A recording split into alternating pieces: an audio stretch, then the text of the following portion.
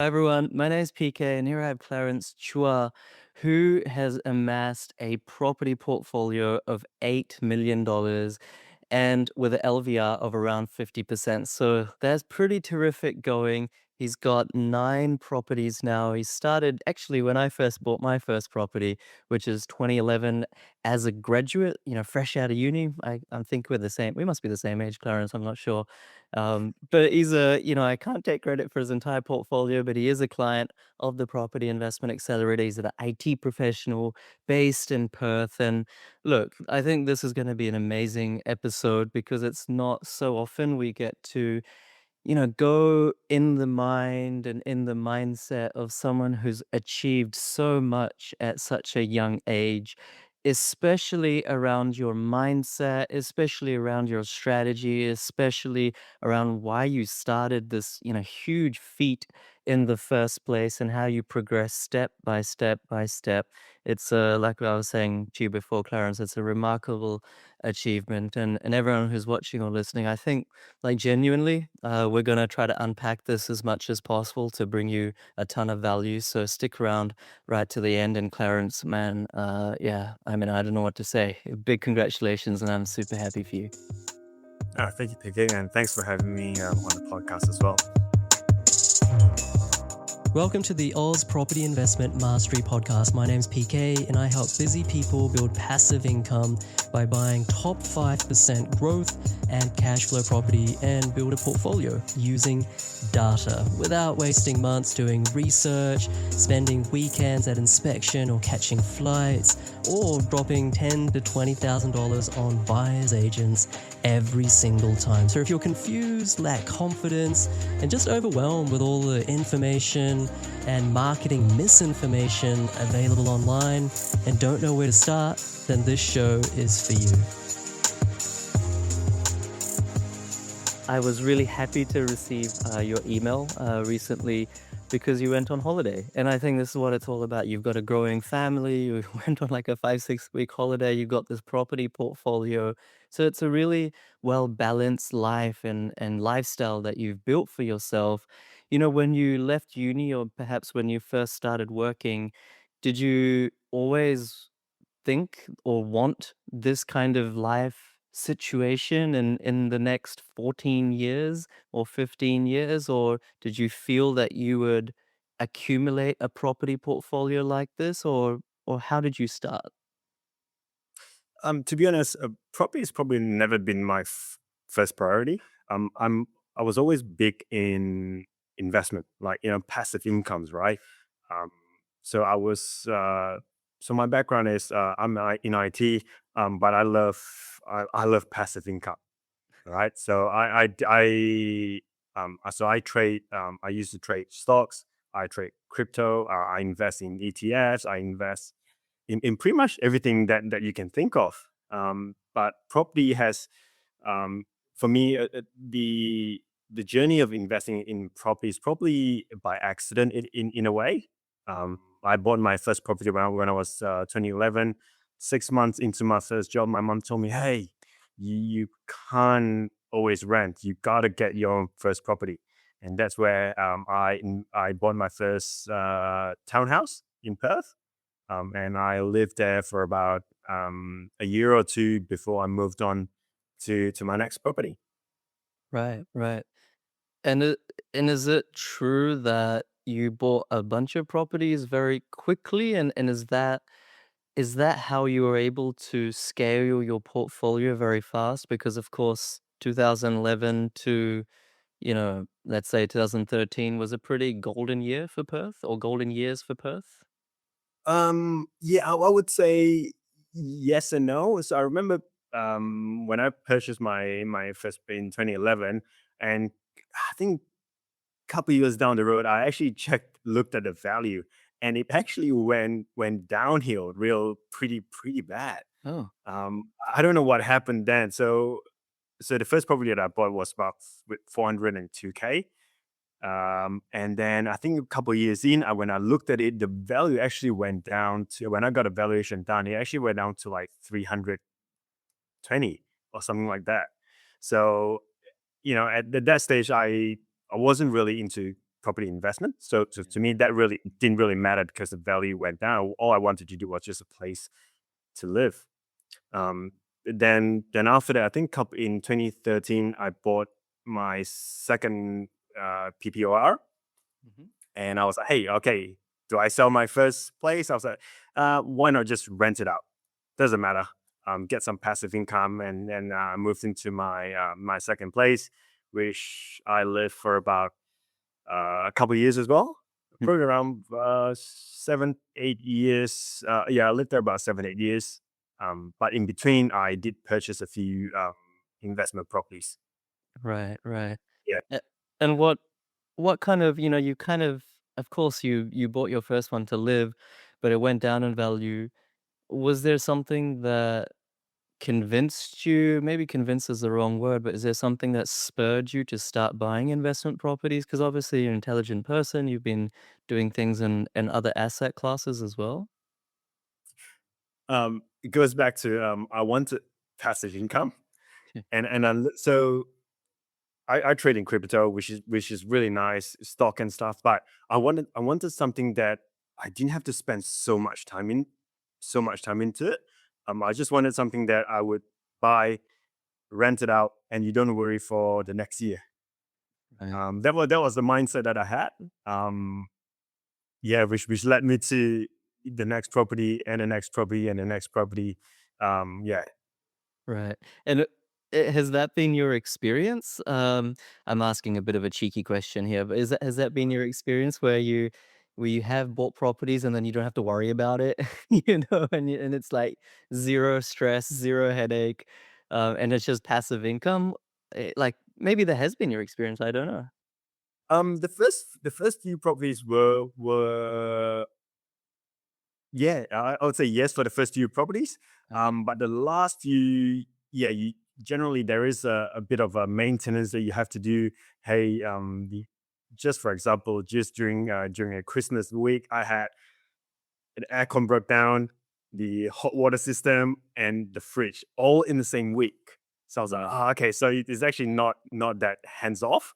Mm. Yes, I do have property managers that manages all these for me, but at the end of the day, you still gotta be the one that approves everything. So yeah, yes and no. So the first few properties that I bought were just apartments and townhouses. So they were kind of really easy.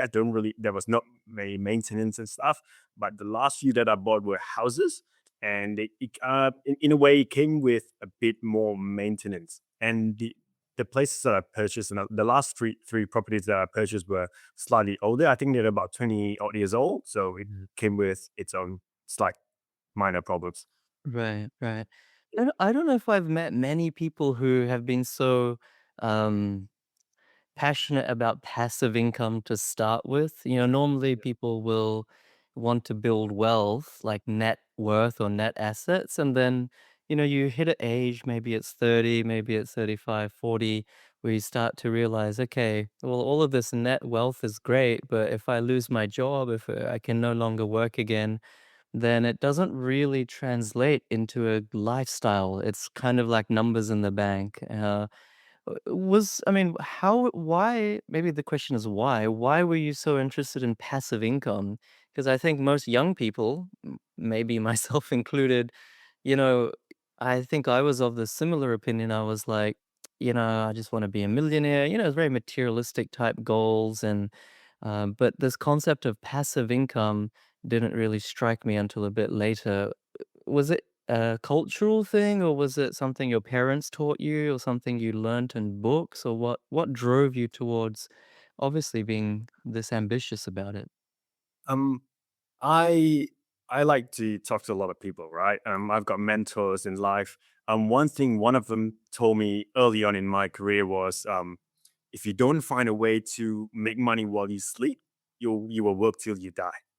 So that really stayed with me, and since then I always find ways to just try to find a way to just generate passive income.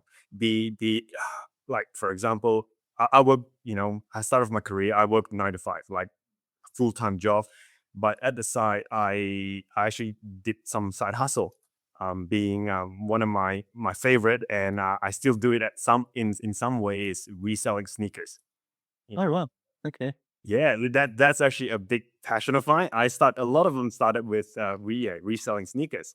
At and at a point, I remember this was around in 2018 or 2019. My garage was full of shoes. I had to Like pack my secondhand shoes that you like oh polish up? no, like no brand new shoes. Like I know a lot of people don't like reselling sneakers. Literally, if there is a hype sneaker that's out, I would buy it and flip it for a profit. Oh, okay. Yeah, You can do that, huh? it I was. had no idea. Yeah, you'd be surprised. The market for those is just crazy. At one stage, my garage was full of shoes, Okay. and I could buy a shoe for, let's just say, $306, and I could flip it for 2 grand. Wow. What Yeah, so I know we're going off topic, but I'm just curious, like, why would someone buy it off you as opposed to just from the source where you bought it from? because they're limited shoes. Oh, They're very limited. I'm not sure. I know we're really going off topic, but this is just my life experience. yeah, Yeah, it's just like Yeezys. yeah. I'm not sure. Yeah, I mean Yeezys at one stage they were really limited, and I have a program that helps me buy all those, and I just resell them. That was my passive income. That I really enjoy that. Right, right. No, it's great to enter into your mindset in this way. So you've been kind of doing side hustles, so to speak, Yep. for a long time. It's you had a big smile on your face as you were sharing that. So it's clear that it's a passion and you really enjoy it, which I love. Um, do you find that property is like really boring in comparison to this? I don't actually. I don't. I enjoy the journey. For me, I enjoy the journey. I enjoy the process. I enjoy learning new things every time. So when like buying my the last few properties, I get to meet agents. I get to meet people, even people from your group that somehow we just started hanging out. We go for lunch just about 2 weeks ago. I just went out with a few guys. Hey, from the group. I can't remember how we connected, but we just ended up chatting as a hey, you're in Perth, I'm in Perth. Trying to just go for a drink, and we ended up having lunch together. Nice, nice, Yeah, nice. I enjoy the whole process. What would be your advice to someone who's, like, not enjoying the process? I know there's so many people out there that, when let's say they watch or listen to an interview like this, and they're like, "Okay, property investing, there's something here." And then they try to, like, dive into the world of property, and it's really overwhelming, and then they might be scrolling real estate, they might be listening, consuming content, different suburb picks and Yep. tips and hotspots, and then they're giving offers and being rejected. It can also be the opposite of your experience where it's stressful, it's time consuming, and it's like a huge headache, right? Yeah. I'm not saying that's like for everyone, but there's a small subset of people who are like that. What is it about your mindset, or what tip can you give them to kind of change their outlook on the whole thing? Um, First thing I would say definitely is education. Educate yourself. Understand why you're not enjoying it. So I remember before doing your course, I was like, oh, I was really hesitant on pulling the trigger. Like, I would analyze the suburb, I would analyze the house, and I would think to myself, oh, do I go, do I not? And by the time I actually pull the trigger, it's really too late. And then you lose out on houses and stuff. But after doing the course, it gave me a better perspective on how to really approach, because at the end of the day, it's data driven, right? If you once you educate yourself, you understand the process, it makes everything so much easier. Right. Definitely. Like even ringing up real estate agent. Trust me, I used to hate ringing up real estate agents because it's just, I don't know, I just find it like they either too busy, they don't care. But once you have, I suppose, once you have the data to back yourself, you make it easier on yourself. For example, right now, if I ring up a real estate agent, I've got a script say, hey, I know you're busy. I'm not going to waste your time. I've got pre-approval. I'm ready to go. I'll make the transaction really smooth for you. And just bam, you don't waste the person's time. The real estate agent just, I suppose, they're more um, receptive to you. Um, yeah, main thing for me is just understanding that, educate yourself first thing. Right, right. Yeah. And I think just mirroring your experiences, I've also found that when whether it's property or otherwise, when you've seen that you can make money from a process and hard work combined, like even your shoe flipping business, then you know that if you applied those same ingredients, which is a methodology and then passion and hard work, you know that that can apply to any part of life, and you kind of come in it with a lot of confidence. Whereas if someone's never made money or never made real money, then they often doubt themselves that can I even do this? Is it, do I have the capability, the competency? Even if I learn everything, I don't trust myself. But Yeah. you've done it before in different fields, and it's just like, okay, let's just lift and shift this approach in property, and let's do it. Exactly. Exactly. Just like everything in life as well. Yeah. No, exactly. I All right. agree. I want to ask you as well. I'm going to get to some technical questions because I think people will shoot me if I don't ask about things like borrowing capacity and entities, etc., etc. But I want to ask your thoughts on Perth because, of course, you live in Perth. You Yep. started your journey in Perth. The three properties that you bought in through the course are in Yep. Perth as well. I mean, what Perth is one of those things. A lot of people put down Perth because of its somewhat reliance on the mining industry. And of course, that's why a lot of people didn't buy in 2020, 21, 22 when we started buying there, etc. You've done really well in Perth, both over the long term, short term. What's your perspective on Perth going forward? We're recording this in 2025. Do you feel that it's kind of had its run? And now, as a resident there, you kind of feel the air is changing, or do you feel that Perth is a different beast than what it was 10 years ago, and it's more akin to a East Coast capital city where it will be more sustainable growth going forward? Um, okay, that's a really good question. I personally, even though I haven't been buying properties in the last, 6 months or so, but I still ring up agents every now and then to see, hey, how the market's doing. I ring out my property managers to see, hey, because I've got rentals coming up that's due for renewals. I just want to be ahead of the game and just ask, hey, how's the rental market looking? And just from the real estate agent's side, right? Let's just say a year ago, you have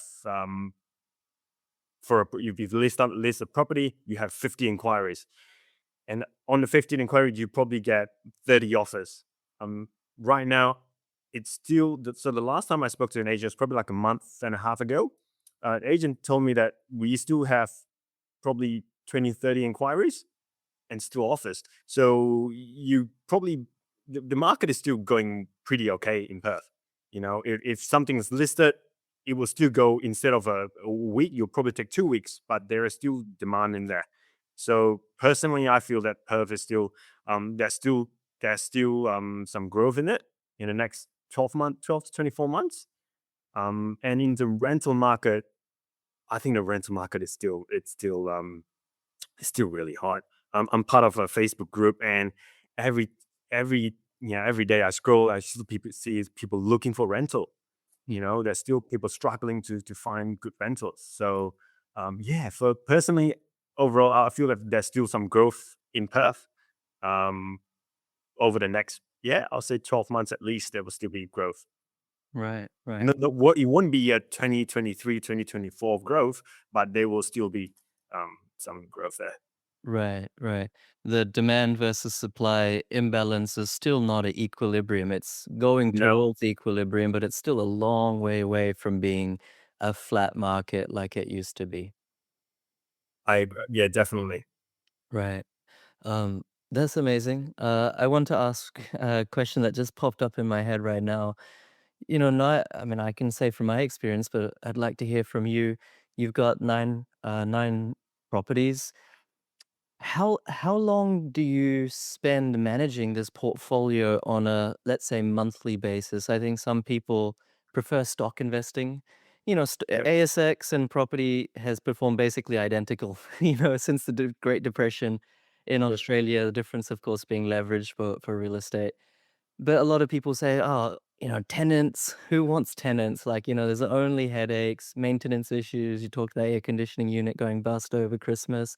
How long does it take you to manage your 9 property portfolio?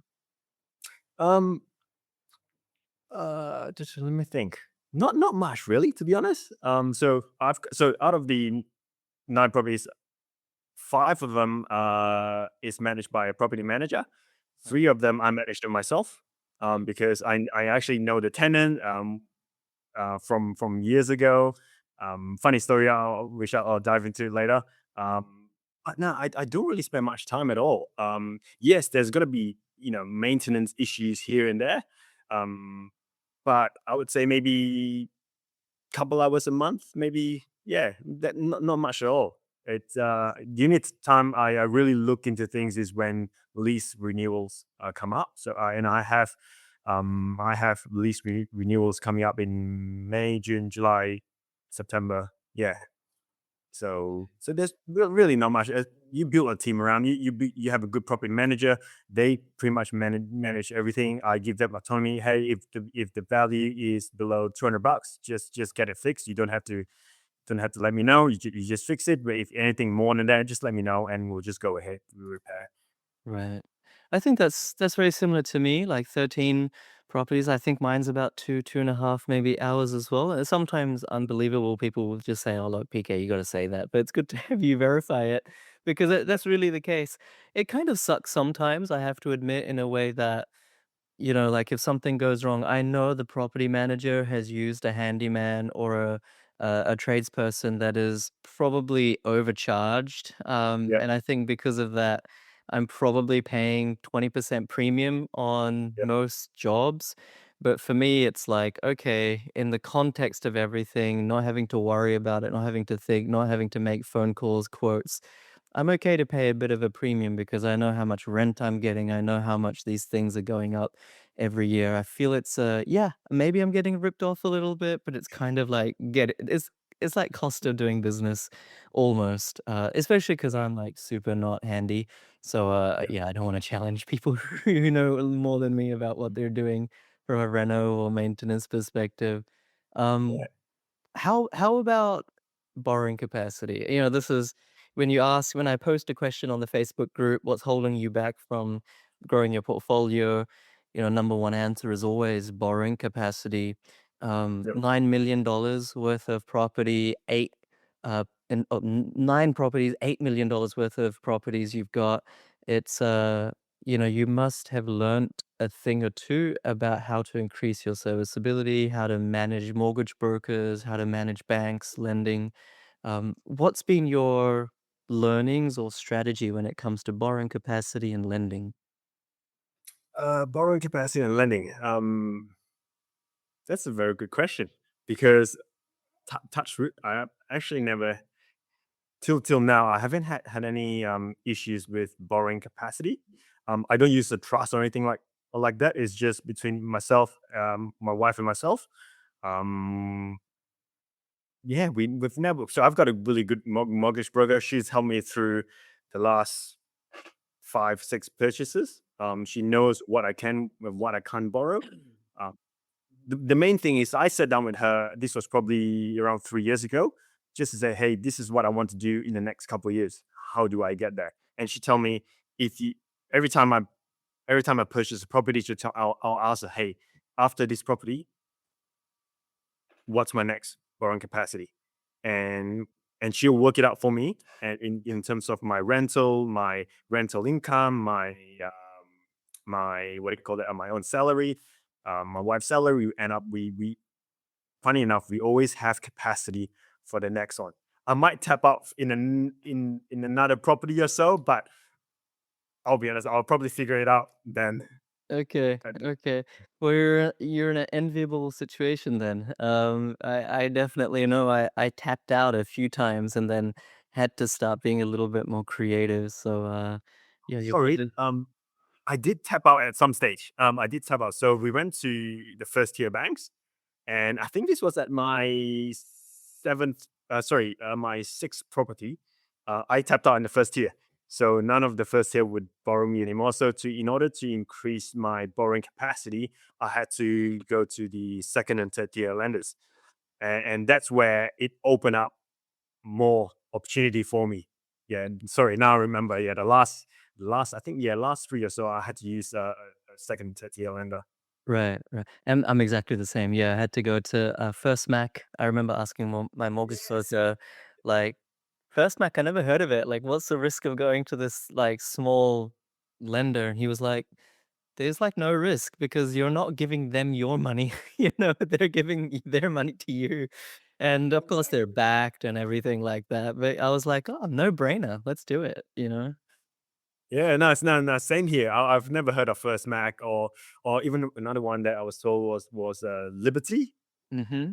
Yeah, so but yeah, I got introduced to that, I was like, hey, why not Right, just right. continue going on? What makes your mortgage broker, you don't have to name them, if you don't want to, but what makes your mortgage broker great? In other words, when people are watching this and they're like, I want a great mortgage broker just like Clarence, what are the key criteria that they should be looking for? Um, she's so my mortgage broker. I had a chat with her. Probably this was years ago, and I just want to understand. Hey, have, do you have investment properties yourself? Do you? First thing I suppose is I want someone that has been there, doing it, done that as well. And that's why I went with her. Um, she she's really great. She has good background. Um, no, and the rest of them are just like a personal thing. Yeah. I enjoy working with her. I really enjoy. She's helped me through refinancing all my properties, and never had any issues with her. Yeah, I'm really picking up this vibe from you that you really enjoyed the process, whether it's dealing with real estate agents, your own mortgage broker, buying property. You seem really happy. What's your secret? Why Yeah. so happy? I generally tell people that if someone asks me what do I enjoy the most, I actually enjoy the process. It's learning new things, right? Like dealing with every different situations. Um, I just enjoy the whole thing. You gotta enjoy what you do at the end of the day in life, right? In general, you gotta enjoy what you're doing. Right. If you learn to enjoy to learn, then you'll be happy. I think this is the key takeaway from this episode. If you learn to Yep. enjoy learning, Yep. your life is going to be super blissful. It's going to be super joyful. I'm getting those Exactly. vibes from you, Clarence. And also another thing for me to add is getting making new friends as well. Um, just I think just probably a month or two ago, you had Raymond on your podcast. Yeah. Top notch bloke. I love the dude. He's helped me with all my last few BNP, and he's an amazing guy. Raymond, if you're watching this, we still need to grab coffee. Still need to grab coffee. Yeah. For those of you who don't know, Raymond was a building and test inspector. I had him on a while ago on the show, and yeah, actually, he's very much like you, Clarence. He was very relaxed, very chilled out, very like fun loving, and now a property investor. So Yeah. he's doing super well. Let me ask a couple more questions that I know my audience will want to know. What's been like the biggest challenge? Like, was there a time during the last 14 years of your accumulation where you were like that really sucked? And what can we learn from that experience? Um, last couple of years is I think I should have bought probably earlier on. Like I bought earlys in in 2011, and along the way, but I kind of stopped in 2018 to 2020. If I were to go back time, I would probably buy more at that stage because that was probably the best time. 2018 to 2020 was probably the best time to buy purchase property. Yeah, yeah. Of course, hindsight's a wonderful thing, and you don't know what's going to happen. I always like to say, and of course people say, "Oh, look, PK, you're trying to sell something and you're going to say it." But I've always said, I think, it's always a good time to buy property as long as you know where, because there's multiple markets across Australia and you know how. And I think maybe you can add this third element, and if you can learn to enjoy it, if these three ingredients are there, then that becomes a recipe instead of a mystery on how to get ahead. I'm really thrilled all the time when experienced property investors do my course. And I don't know, maybe I shouldn't say this. You probably didn't need to do my course. Like, you already had like six properties at that time or something like that. Can I just ask, why did you do my course? This is not scripted for anyone who's watching, by the way. Hopefully the answer is goes my way. But why did you do my course? And what's your plan? Like, in the next 10 years, do you have a passive income goal? Uh, and, what are you working towards? So the first question was, why did I decide to go on your course? Right, Uh, right. so before your course, right, I didn't really have a direction. I generally didn't have a direction of what I wanted to do. It was just, even when I purchased property, a lot of them was based on feelings. Like, I suppose I put too much emotions into it. I would go to look at a place and I was like, yeah, I don't like the color of the wall. And I like, there was nothing for me to go with. So after the course, I suppose it's more data driven. Data don't lie. If you follow the data, you get there. So for me, it gave me more confidence in buying a property. There's, like, for example, in your course, you mentioned there's 30 to 50 data points for us to look at. Where when I purchased my last few property, I probably went with three data points. Do I like the color of the wall? Is that a good suburb? And even then, I spend weeks and weeks and weeks analyzing, and ended up not buying that place. Mm, So, but the main thing with your course, it gives me more confidence in to purchase a property. That is by far probably the most important thing. It gave you the confidence. got it. Yep. All right. Sorry, what was the second And question? now you have that confidence, and of course you bought three properties through the course already, all of them in Perth are doing really well. You've already got a sizable portfolio. Like, how much is enough? Like, how many more do you want, or what is the passive income goal target? I don't know if these questions are too personal, but if you could give some color around them. The goal was probably 10 investment properties, which means I've got two more to go. And the goal is by 2028 to get that to the 10 property mark. I don't know why 10 property is just a number that, hey, maybe the round figure of 10 is it's nice. Yeah. But the goal is to reach 10 property um by 2028. But at this rate that I'm going, I suppose maybe by end of this year, if not early next year, I'll probably hit that. Yeah, that is my target Right, right. for it. Amazing. I wasn't expecting to purchase three properties last year. My goal initially was just, let's just go with one and let's see how it goes. But in when I bought the first property after the course, it's like, oh, okay, it made the second one and the third one much easier. Like generally, it's so much easier with negotiating, with talking to agents, to getting off market properties. Yeah, it made it really fun. So I was like, okay, let's go. It is addictive. No, I bought a property recently, and yeah, I hadn't bought one for like 2 years, and yeah, I miss that feeling of like settling and being like, all right, got it. What's Oh, the it's the next? excitement, right? Yeah.